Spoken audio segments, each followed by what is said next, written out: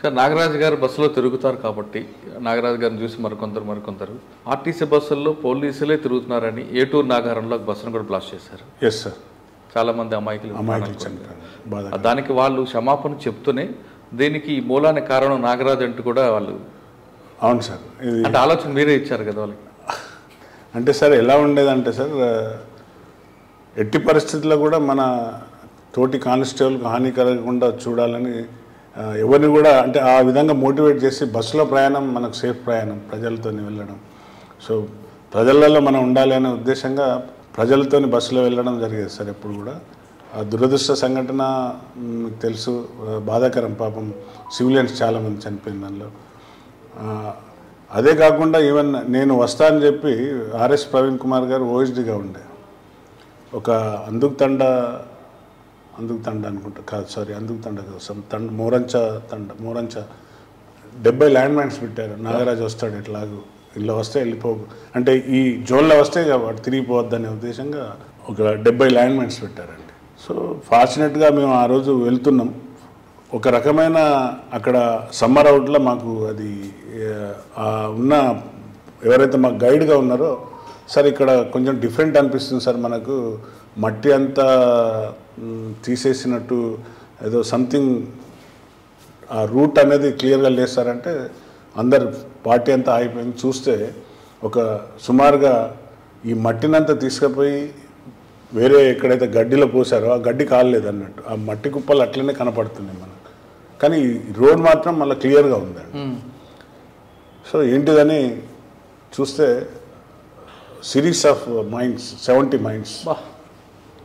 అంటే అందులో ఆ జోన్లో పోతే మొత్తం టీం అంతా స్మాష్ అండి. మళ్ళీ రాదు ఇక వెనక తిరిగి చూసే బాడీలు పీసెస్ ఎదుర్కోవాల్సి వస్తుందండి. ఆ సందర్భం ఉండే నాగరాజు వస్తాడు ఎట్లాగో ఇంట్లోకి వెళ్ళిపోవద్దు వాడు అనే ఉద్దేశంగా 70 ల్యాండ్ మైన్స్ లేఅవుట్ చేసి పెడితే అది లక్కీలీ పార్టీలో ఉన్న స్పెషల్ పార్టీలో ఉన్న వాళ్ళు చూసి ఆ మూమెంట్లో గుర్తుపట్టడం జరిగింది. సో వాటిని అన్నింటినీ అక్కడనే మళ్ళీ ఎక్స్పర్ట్ని పిలిపించి డిఫ్యూజ్ చేయడం జరిగింది.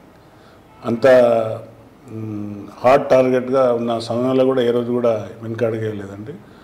నేను ప్రమోషన్ తీసుకొని, యాగ్యులర్ ప్రమోషన్ తీసుకొని 98లో దొరగారు డీజీ గారు వచ్చి స్టార్స్ పెట్టి మనం షోల్డర్స్ పైన మళ్ళీ అప్పుడు పాల్వంచ చాలా హాట్ ఉండే, కిడ్నాప్లు, ర్యాన్సాక్స్, తర్వాత ఎక్కువ శాతం అక్కడ ఉన్న ఎవరైతే కాంట్రాక్ట్స్, A1 కాంట్రాక్ట్స్. పాల్వంచ అంటే మీకు తెలుసు, it is a big hub for the మొత్తం మనకు కోల్ మైన్స్. తర్వాత అక్కడ మొత్తం ఎప్పుడు చూడు రావడం, ఎత్తుకపోవడం ఉంటుంది. వాళ్ళని ఎత్తుకొని పోయి కిడ్నాప్ చేయడం, డబ్బులు లక్షలలో వసూలు చేయడం.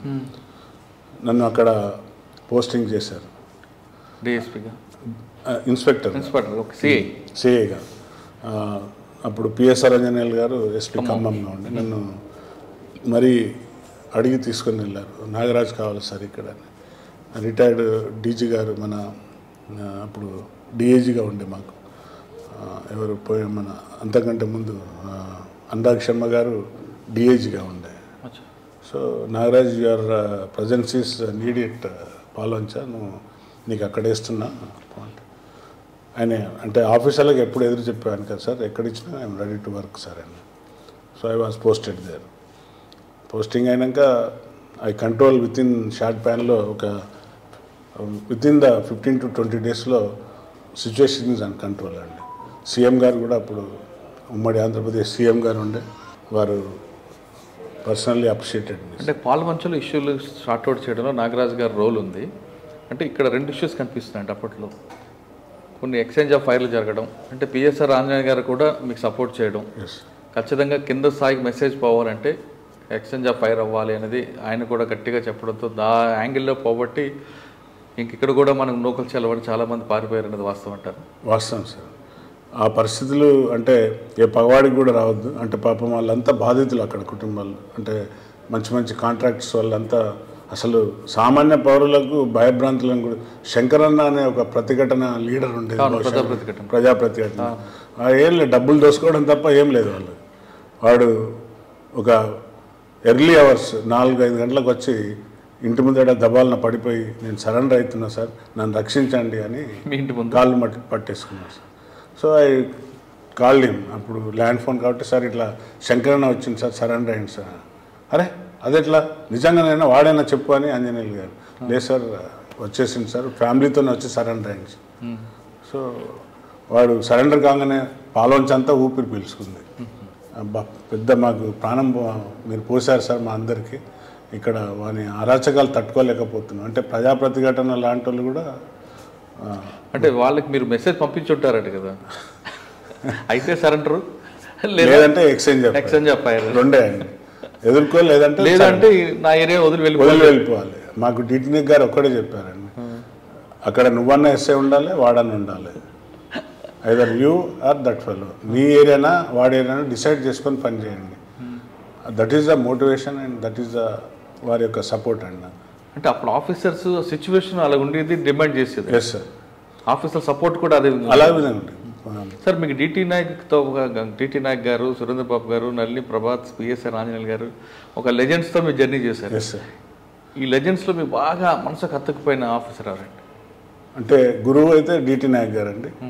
సవంగ్ గారు లాంటి వారితో కూడా చేసినాను వరంగల్లో ఎస్పీగా. ఏమన్నా అయిందంటే నాగరాజ్ అని ఫోన్ చేసేవారు, వారు కూడా కాయ నాగరాజ్ క్యావగా అంటే ఏమైంది తొందరగా దీనికి రిజల్ట్ కావాలన్నారు, అంటే వారితో కూడా చేయడం జరిగింది సార్. ఇక ఈ అన్నిటికంటే చాలా అంటే ఏబి వెంకటేశ్వరరావు గారు ఎస్పీగా వచ్చాక చాలా మార్పులు వచ్చాయండి.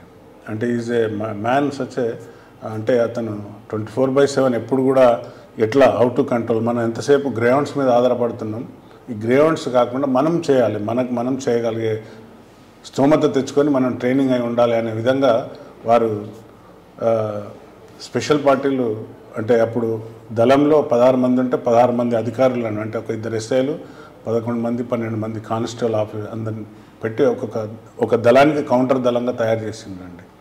ఆ డిస్ట్రిక్ట్ గార్డ్స్ ఇవాళ సక్సెస్ఫుల్గా అన్ని జిల్లాలలో వారు పెట్టిన ఇనిషియేషన్ అండి. ఏబి వెంకటేశ్వర గారు వారితో చేయడం చాలా గ్రేట్ అండి. సార్ వారు మీరు గౌతమ్ స్వామి గారితో పనిచేస్తున్నప్పుడు కింద కొంటే ఎన్కౌంటర్ అని చెప్పండి.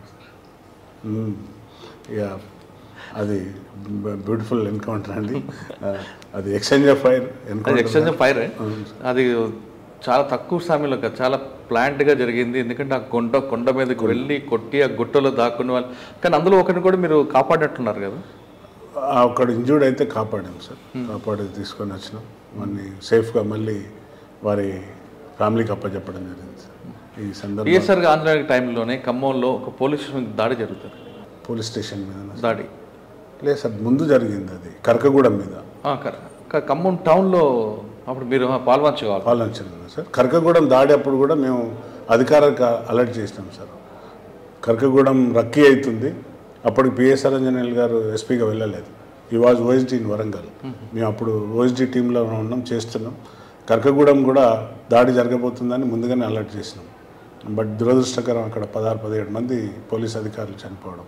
మళ్ళీ నేను వెళ్ళాక అందులో దాడిలో ఎవరైతే పార్టిసిపేట్ చేశారో ఒక కపుల్ సరెండర్ అయిందండి. సాంబయ్య అనుకుంటాం అతని పేరు, Sambaiah and his wife. So అతన్ని అధికారులు హైదరాబాద్ తీసుకుపోయి విచారించినా అతను నోరు ఇప్పలేదు. మళ్ళీ చివరికి నా దగ్గరికి పంపిస్తే మొత్తం ఎంతమంది పార్టిసిపేట్ అయ్యారు, ఏ విధంగా పార్టిసిపేట్ అయ్యారు, ఏమేమి చేసిండ్రు, ఎన్ని దళాలు ఎన్ని రోజులు దానికోసం రక్కీ చేశారు, ఎవరు రక్కీ చేశారో మొత్తం పిక్చర్ ఇచ్చారండి. గాజల్ల సారయ్య దాన్ని మొత్తం స్కెచ్ అండి. అతనే రక్కీ చేయడం, డైలీ వెళ్ళి ఈవినింగ్ ఆ పాన్ షాప్ కిల్లికొట్టు దగ్గర కూర్చొని పోలీస్ స్టేషన్లో ఏం జరుగుతుంది, ఎప్పుడు వీరి యొక్క వీక్నెస్ ఏంటిది అని అతను దగ్గరుండి రక్కీ చేసిండు. దాని స్ట్రక్చర్ అంతా ఒక 15-20 పేజీల ఇంట్రాగేషన్ రిపోర్ట్ రాశానండి. ఇప్పటికీ అది కేస్ స్టడీగా ఉంది. కేస్ స్టడీ అంటే ఎలా జరిగిందంటే కరెక్ట్ అంటే వాళ్ళు పోలీస్ స్టేషన్లో అప్పుడు మీకు తెలుసు వరుసగా సంఘటనలు జరుగుతున్నాయి. గోదావరి ఉన్న బెల్ట్లో ఉన్న పోలీస్ స్టేషన్ల మీద దాడులు, అంటే వాళ్ళకు ఆర్మ్స్ లేకుండా పోతున్నాయి. సో శత్రువు దగ్గర నుండే మనం తీసుకోవాలనేది వాళ్ళ కాన్సెప్ట్. శత్రువు అంటే ఎవరు? పోలీస్ స్టేషన్ మీద దాడి చేయాలి, ఆర్మ్స్ అమ్యునిషన్ అక్కడే మనం సమకూర్చుకోవాలనేది వాళ్ళు ముందుకు రావడం, అట్లా చేయడం, పోలీస్ స్టేషన్ల మీద దాడి చేయడం. ఇక్కడ వరంగల్లో ఉన్న అలర్ట్నెస్ అక్కడ లేకపోవడమే మెయిన్ రీజన్ అండి. ఖమ్మంలో కరకగూడెం పోలీస్ స్టేషన్. కానీ తర్వాత వరంగల్లో ఉన్న ట్రైనింగ్ అంతా మిగతా అన్ని జిల్లాలకు వచ్చినట్లేదు కదా. మొత్తం అదే చెప్పాను కానీ ఏబి వెంకటేశ్వర అనే వ్యక్తి డిస్ట్రిక్ట్ గార్డ్స్ అనేది ఎప్పుడైతే ఆయన ఫామ్ చేశాడో అది అన్ని జిల్లాలకు పోయింది, అంతటా ట్రైనింగ్ అయిందో. అదే ఉనికి పుచ్చుకొని పిఎస్ఆర్ ఆంజనేయులు గారు కూడా చేసినప్పుడు వారితో పాటు నేను 1 year చేశాను. 1 yearలో ఖమ్మంలో మనం కంట్రోల్ చేయగలిగినామండి. ఖమ్మంలో రౌడీస్ని కూడా బాగా ఎరుకొట్టేవారు. అవునండి. దాని తర్వాత మళ్ళీ దురదృష్టకరం ములుగు గోపిచంద్ అనే అబ్బాయి పసరాలో తాడవాయి ఇక్కడ బ్లాస్ట్ కావడం, మళ్ళీ నన్ను వరంగల్కి తీసుకురావడం, ములుగులో 3 years చేయడం. అక్కడ ఈ చిన్న చిన్న దళాలు ఉనికి లేకుండా మొత్తం ఈవెన్ మన ప్రజెంట్ సీతక్క గారు కూడా బెల్లంలో ఉండేవారు వాళ్ళు. సో ఆమె కూడా జనశక్తిలో ఉండే. అలాంటి దళాలన్నీ ఉనికి లేకుండా ఈరోజు ఆ ఫ్రూట్స్ని ఎంజాయ్ చేస్తున్నారండి మన జిల్లాలో. అంటే మీరు వేసిన విత్తనాలు ఈరోజు ఫ్రూట్స్ నేనని కాదు, వరంగల్ జిల్లా టీం ఆ టీం ఈవెన్ హోంగార్డ్ నుండి మొదలు పెడితే ప్రతి ఒక్కరు భాగస్వామ్యం ఉందండి. నాగరాజు ఒక్కందే కాదు, అందరిది. ఎన్నోసార్లు even Bhupalpally police station construction అప్పుడు కూడా నేను అప్పుడు ఎవరు కాంట్రాక్టర్ రాలేదండి. రాకుంటే మళ్ళీ అప్పుడు ఆర్పి ఠాకూర్ గారు వచ్చారు, ఎస్పీ గారు. నాగరాజ్ ఎట్లా ఇది we have to construct the building అక్కడ కట్టాలంటే మళ్ళీ మేము ఒక ఆంధ్ర నుండి టీం తీసుకొచ్చి వాళ్ళని అక్కడనే ఉంచి, అంటే ఆ పరిస్థితులు ఎట్లున్నాయో మీరు ఊహించండి. అంటే మేస్త్రి కూడా వచ్చి మా పోలీస్ స్టేషన్ కట్టడానికి ముందు రాని రోజులండి. సో ఆంధ్ర నుండి ఒక టీం తీసుకొని వచ్చి నేను అక్కడనే వాళ్ళను వారితో పాటు నేను అక్కడనే ఉండి పోలీస్ స్టేషన్ కట్టేయడం జరిగిందండి. Yes sir. సో సాంబయ్య అని వాడు అక్కడ కమాండర్ ఉండే వాడు చాలాసార్లు నా కోసం ప్రయత్నం చేసిండు. అప్పుడే గెస్ట్ హౌస్ కొత్తగా కట్టారు వీళ్ళది, ఎవరిది మన లేదండి వీరిది మన మైన్స్ వాళ్ళ గెస్ట్ హౌస్ ఉండేది. సో అక్కడికి వస్తాడు, ఎట్లయినా తినడానికో పడుకోవడానికో వస్తే కొడదామని చాలాసార్లు ప్రయత్నం చేశాను. బట్ ఐ నెవర్ ఎప్పుడు కూడా గెస్ట్ హౌస్కి వెళ్ళలేదు. ఎప్పుడు కూడా పోలీస్ స్టేషన్ కన్స్ట్రక్షన్ అయ్యేంత వరకు కూడా నేను పైన వర్కర్స్తో పడుకొని ఆ పోలీస్ స్టేషన్ కంప్లీట్ చేయించానండి. అది టార్గెట్ ఉండే నాకు. సో పోలీస్ స్టేషన్ వర్కర్స్తో పాటు పడుకొని అక్కడ క్వార్టర్స్ను పోలీస్ స్టేషన్ కట్టి అది ఎప్పుడైతే సర్కిల్ హెడ్ క్వార్టర్ అయిందో దాన్ని నేను ములుగు నుండి వారికి అప్పచెప్పి వివేకానంద సిఐ గారికి ఇచ్చేటప్పుడు I told the same words. CI గారు మీరు ఎట్టి పరిస్థితుల్లో కూడా గెస్ట్ హౌస్కి వెళ్ళకూడదు, నాకున్న సమాచారం ఇది, మీరు కానీ గెస్ట్ హౌస్ వెళ్తే మీ పైన దాడి జరుగుతుంది, మీరైనా కాదు ఏ అధికారి పైన దాడి జరుగుతుంది, సో మీరు వెళ్ళకూడదంటే వారు నా మాట వినలేదు. సో వివేకానంద సిఐ గారిని దారుణంగా వారు డిన్నర్ చేసి వస్తుంటే వారిపైన దాడి చేసి AK-47 కానిస్టేబుల్ ఇద్దరిని చంపేసి ఎత్తుకుపోయారండి. అయ్యో, ఎందుకంటే మరి చెప్పినా వెళ్ళలేదండి. వారు నేను టార్గెట్ను కాదు కదా, నేను ఎవరిని నేను ఎన్కౌంటర్లో ఏ ఎదురుకాల్పుల్లో పార్టిసిపేట్ చేయలేదు, లేక నాకు ఎవరితో కూడా భయం లేదు, లేక నేను ఎవరిని కొట్టలేదు అని అతను ఓవర్ కాన్ఫిడెన్స్ అనొచ్చు, తెలియకనా లేక ఇట్లా సీనియర్ నాకు 85 బ్యాచ్ అతను. వారికి చెప్పాను మీరు ఎట్టి పరిస్థితుల్లో కూడా అక్కడ వెళ్ళొద్దండి, మీరు ఏమన్నా తినాలనుకున్నా గెస్ట్ హౌస్ లాగా మనం చిన్న రూమ్స్ 2 కట్టాం పోలీస్ స్టేషన్లోనే, అక్కడనే తెప్పించుకోవాలి, అక్కడనే ఉండాలి, మీరు వెళ్తే 10 మందితో బయటకు వెళ్ళాలి లేదని. నేను ఎప్పుడు వచ్చినా లారీలో బస్సుల్లో దొంగతనాన వచ్చి అంటే సెక్యూర్గా వచ్చి సెక్యూర్గా వెళ్ళేవాడిని, ఎప్పుడు కూడా వెహికల్ వాడేవాడిని కాదు. సో వాళ్ళు అన్ని విధాలు ప్రయత్నం చేసిండ్రు, land mine attack, direct attack ఎన్నోసార్లు ప్రయత్నం చేసిండ్రు.